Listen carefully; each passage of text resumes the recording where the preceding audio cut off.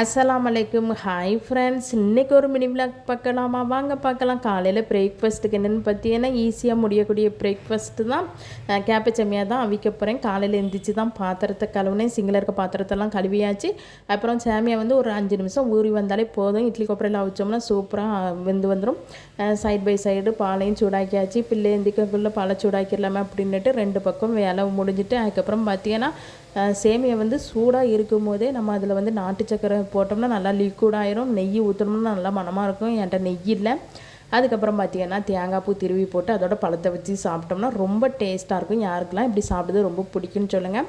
அதுக்கப்புறம் லஞ்சு செய்யக்கூடிய டைமும் வந்துட்டு ஒரு பக்கம் உலைய வச்சிடலாமா அப்படின்ட்டு உலையும் வச்சாச்சு. அதுக்கப்புறம் பார்த்திங்கன்னா காய்கறி வாங்கிட்டு வந்தாச்சு. பிள்ளைக்கு வந்து புளிக்குழம்பு ரொம்ப பிடிக்கும். அதனால் புளிக்குழம்பு வைக்கலாமே அப்படின்ட்டு புளிக்குழம்புக்கு வந்து முட்டைக்கோஸ் பொரியல் நல்லா தானே இருக்கும் அப்படின்ட்டு முட்டைக்கோஸும் வாங்கிட்டு வந்தாச்சு. கத்தரிக்காய் வந்து 100 கத்தரிக்காய் தான் வாங்கிட்டு வந்து ஃப்ரெஷ்ஷாக இருந்துச்சு.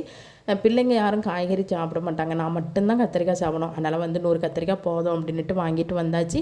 அதுக்கப்புறம் என்னென்னா அரிசியை ஊறப்போட்டேன். ஏன்னா அரிசி சோறு வேகுறதுக்கே ரொம்ப லேட் ஆகுது. சரி ஒரு 1/2 மணி நேரம் ஊறப்போட்டு பொங்குவோமே அப்படின்ட்டு இது ஏற்கனவே புதுசாக நியூ பிராண்டில் வாங்கின அரிசி தான். அதனால் ஊற வச்சு பொங்கினே நல்லா குழஞ்சி வந்துருந்துச்சு.